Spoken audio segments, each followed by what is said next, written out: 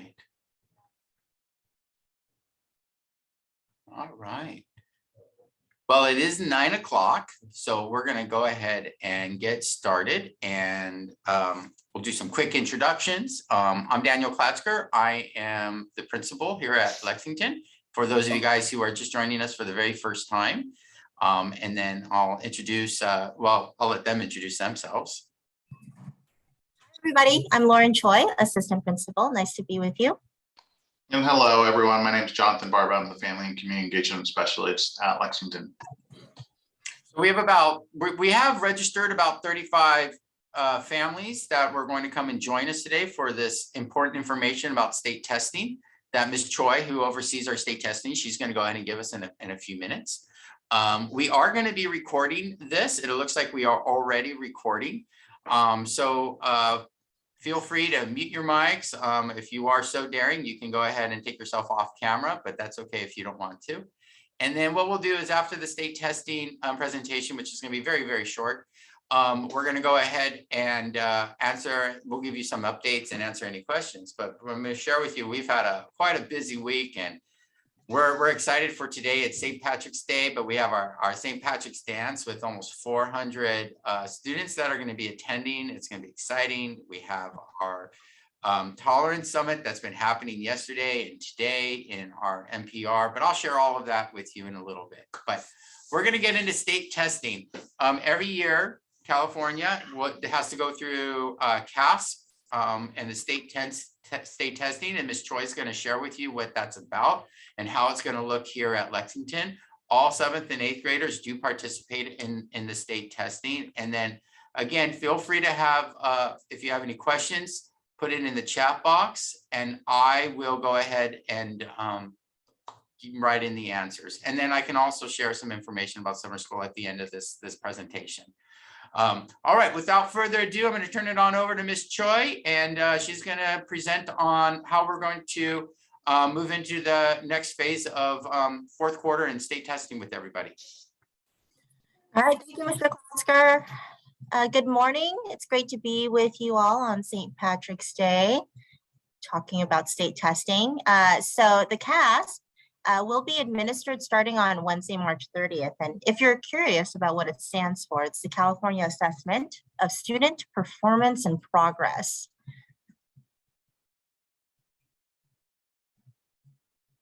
Oh, Mr. Barbic. Oh, thank you. Okay.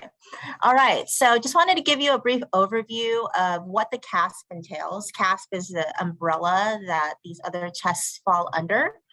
This is not comprehensive. This is the information that I'm providing for you in terms of the testing that will be taking place at our site starting on March 30th. So we have the SBAC. ELA stands for English Language Arts, and that will be administered from March 30th to April 8th.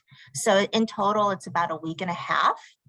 And the reason why we've designated a little bit more time for the ELA SBAC is because it takes a little bit more time.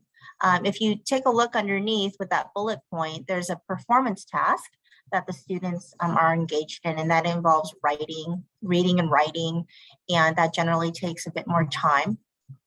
There's also a computer adaptive test, or CAT for short, and that is about 3 hours in total time.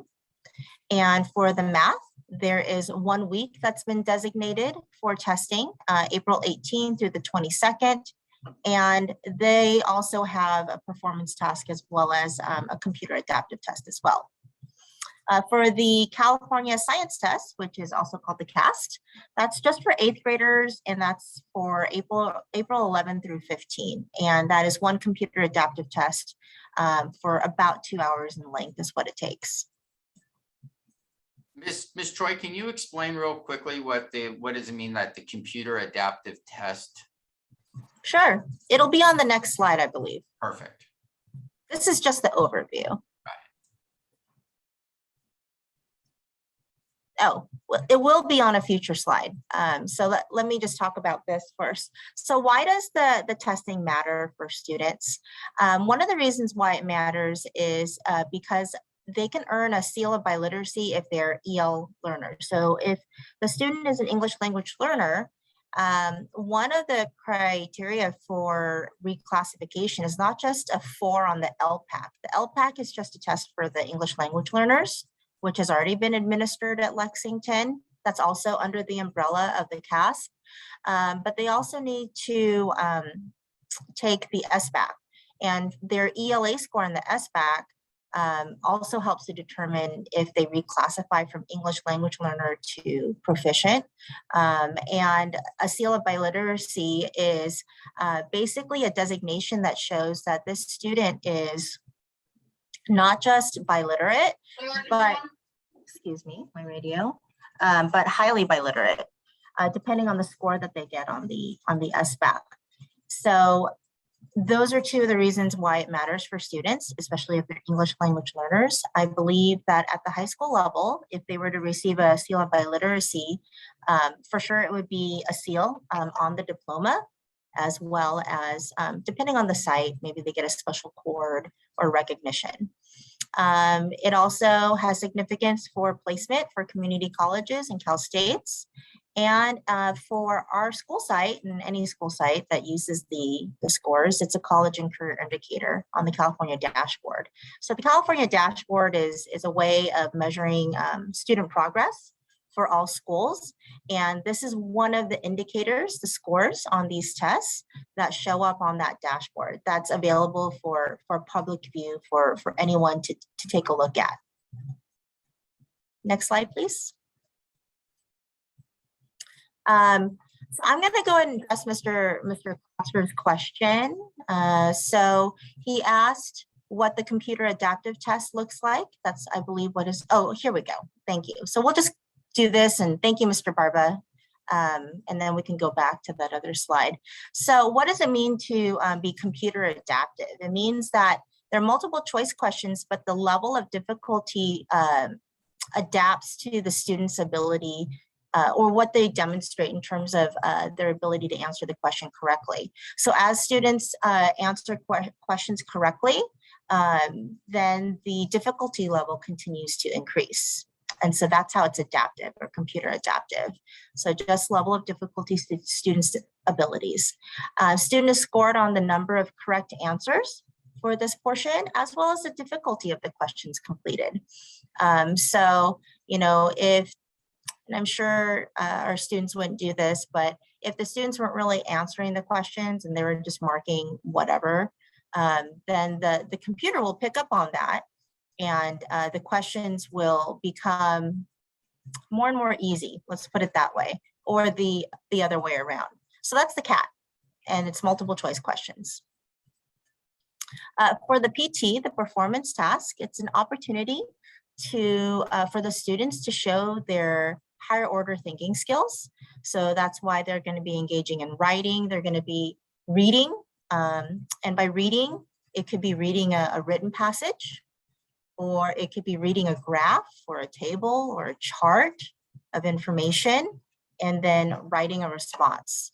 So students will receive a score, even if they didn't complete it, as long as they access both parts of the test. So Mr. Barba, could you go back to, so as parents, it's good for you to know overall what's going on and what to expect for our students here at Lexington from pretty much March 30th through April, because that last week of April is designated for makeup testing. And so if you would like for your students to practice the test, there are practice tests available in this website. So go ahead and go to the next slide. And what we can do, if actually, Mr. Barba, so I'm going to show you with these next slides what it looks like when you go to the site, but perhaps Mr. Barba could put the link into the chat for you to copy and use for future use. So here, when you click on the link, it'll take you to this page right here in the CAASP portal. And if you see here on the right, online practice and training test portal, and then on the right, there's a student interface practice and training tests. So that's what the student would click on. And then there's a login screen. And the student would, so guest user, yes, all right, go ahead and sign in, and they would click on that green sign in button. They would select their grade level, whether it be 7th or 8th. And then here are the tests that they would have to choose from. So let's say they want to practice the ELA, not the high school one. I know that's been circled, but they would start on the junior high school, the 7th or 8th grade. It's because this example is a grade 11 example, but if they were to choose grade 7 or grade 8, then the appropriate options would populate. Next slide, please. And then they would click on select to move forward. They can also scroll down to see their available test options. So this is all the screens that they would see in order to complete a practice test. Next slide. I think that's it. Yeah. That is the conclusion. So my purpose in giving this information is just to give a basic overview, and also just to focus more on, if you wanted to have your students take some practice tests, then those are the screens that they would be maneuvering through in order to do so. And also to provide you with some Q&A time if you have any questions about CAASP and our schedule here at Lexington. So well, that question is about something else, but so feel free to put your question in the chat, or you could unmute and ask out loud. Ms. Troy, can you share a little bit about the process here and how long do the kids have to take the test, where they're going to be taking this exam, so on and so forth? Sure. So, Mr. Barba, if you could go back to that slide at the beginning that shows the overview of the schedule.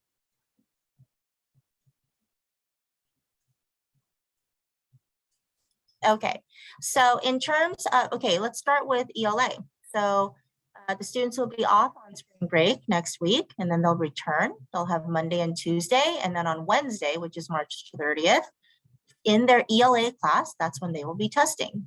And so from March 30th to April 8th, your students have 7 periods a day. One of the periods is English, and that is the period that they will be engaged in testing. So when it says here that for the CAT that it's about 3 hours, generally speaking, for a student to take the test, that's about 3 class sessions, okay?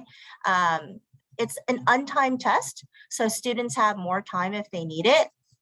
If they need more time after the week and a half, then we have the makeup testing week at the end of April.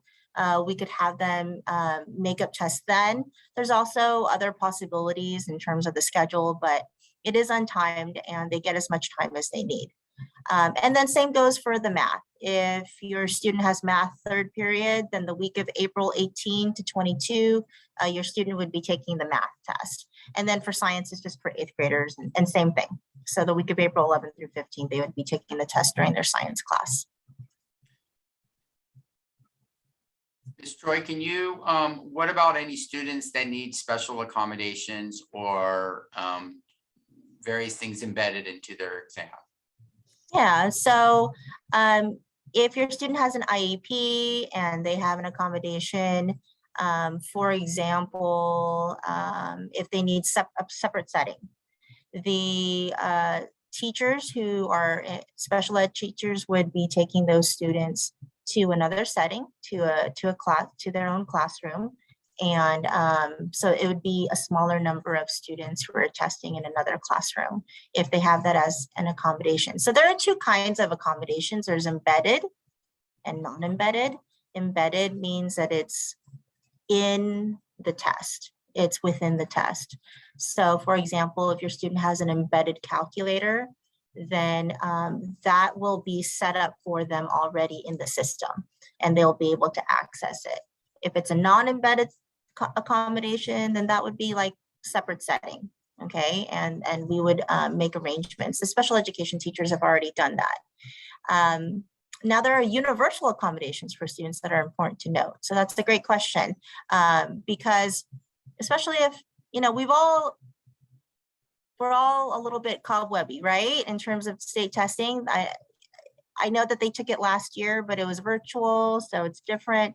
But in terms of the universal accommodations, there's actually some really great ones that all students can access, and that's what that means by universal. So for example, you can do a strike through. So if they hover over an icon on their screen, then they can use process of elimination.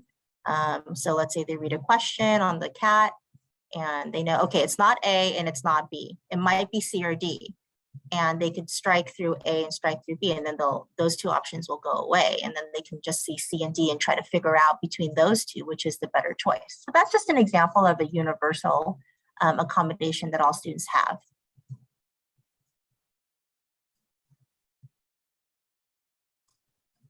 Thank you. That was a good explanation. Is there any other questions that you might have regarding the SBAC, the general overview of our SBAC, or it gets confusing with SBAC versus CAASP, right? The SBAC is really English and math.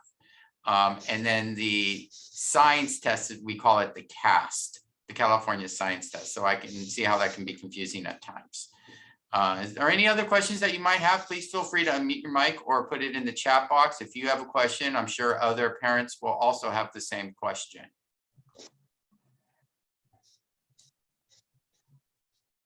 Okay.